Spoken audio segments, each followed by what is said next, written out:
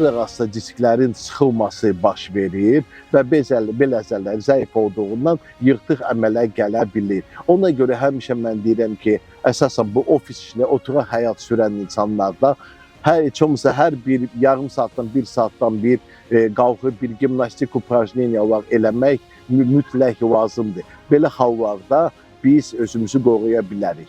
Yəni ki, problem yarandan sonra həkimə o qədər də müraciət eləmək yox.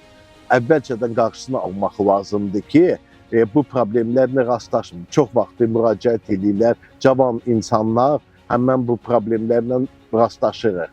Ona görə biz müayinə eləyirik, MRT eləyirik, lazım onda rentgenoskopiya eləyib, müayinə eləyirik, yaranmağın səbəbi nədir?